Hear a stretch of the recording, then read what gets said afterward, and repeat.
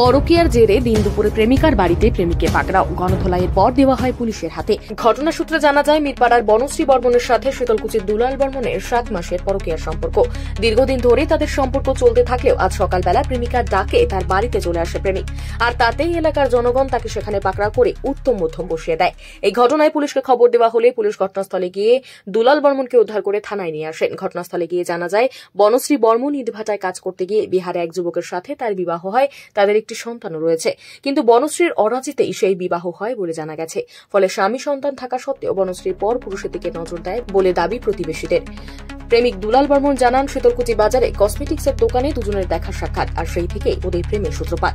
ইতিমধ্যে 7 মাসে তারা নানাভাবে মিলিত হয়েছিলেন বলে দুলালের দাবি। যদিও প্রেমিকার স্বামী রয়েছে, এমনকি একটি 5 বছরের সন্তানও রয়েছে। এত সত্ত্বেও দুলাল বনশ্রীর প্রেমে বেশ মজে উঠেছে। প্রতিবেশীদের বয়ানে জানা যায়, দুদিন আগে রাতের বেলায় বনশ্রী তার বাড়ি থেকে বেরিয়ে প্রেমিক দুলাল বর্মনের বাড়িতে চলে যায়। দুজনে বিবাহের জন্য প্রস্তুত হয়েছে বলে জানা যায়। কিন্তু পাড়া প্রতিবেশীকে সাথে নিয়ে বনশ্রীর বাবা মা সেখান থেকে মেয়েকে বাড়িতে ফিরিয়ে নিয়ে আসে। আজ সকালবেলা বনশ্রী আত্মহত্যা করবার হুমকি দিয়ে প্রেমিককে তার বাড়িতে নিয়ে আসতে বাধ্য করায় বলে প্রেমিকের দাবি। প্রেমের টানে সমস্ত রকম বাধাকে উপেক্ষা করে প্রেমিকার কাছে ছুটে আসেন প্রেমিক, আর তাতেই গণধোলাইয়ের শিকার হন দুলাল বর্মন। দেখুন সেই চিত্র। ছেলেটা আসলো মেয়ের বাড়িতে। এখন ছেলেটা আসার পরে এখন তো পাড়ার লোক অনেক কিছু গালাগালি কি করছে। দুলাল বর্মন বাড়িতে কিছু কলেজ নেই। এখানে কেন আসছো? ওই যে দাদাটা যে আছে, আমার বউ আর মোর সাথে ভালোবাসা, অনেক দিন কমসে কম 8 থেকে 9 মাসের সম্পর্ক। আর যে বনশ্রী যে আছে আমার বউ মুখ কোয়া লাগছে, আয় আয় আয়, নাহলে মুই মারা যাই, তেন যাম। তাহলে মুই কি করিম, করবি এলা মুই বাধ্যমূলক, ঠিক আছে তুই মারা যাবো, তুই মুই আগত যা, তারপরে তুই মুখ নিয়ে মারিস না, কাক নিয়ে মারিস, মারাস তুই করিস কর, তুই অত কিছু দেখার দরকার নেই। মুই অত ভাবা ভাবে কিছু সময় নেই, ঠিক আছে। মোর কাউকে জানা নাই, বাবা মা কাউকে কিছু কল নাই, বন্ধুগুলোকে কিছু কল নাই যে মেয়েটা আসি লিখছো শ্বশুরে আসছো। মুই জানো আজকে হয়তো মোর এটা মৃত্যু হওয়ার পর এবং মুই বাঁচি হয়ে যাবো, দুটোর মধ্যে একটা হবে। আসি গেছে আঙ্কেলের বাসের দিন বর্তমানে, বাকিটা উপরে আছে। কতদিন ধরে তোর এই রিলেশন? কমসে কম 8 থেকে 9 মাসের রিলেশনশিপ।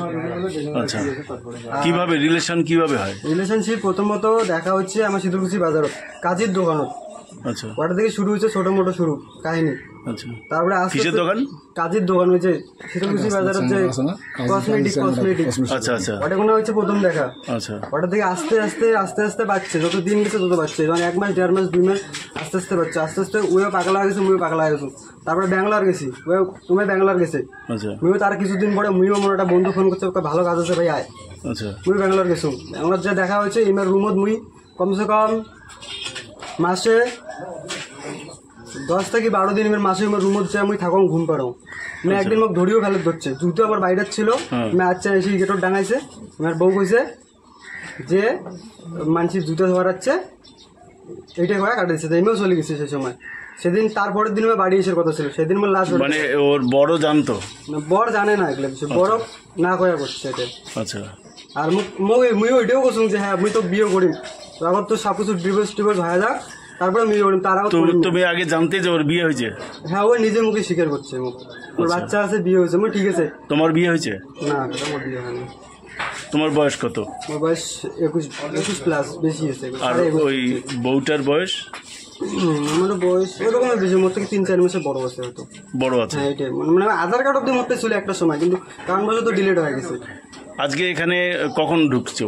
আজকে কটা বাজে তো, তাহলে দেখো তো, চলো কটা বাজে, ডেটটা না মোটামুটি 1 ঘন্টা। এখন কি করবে?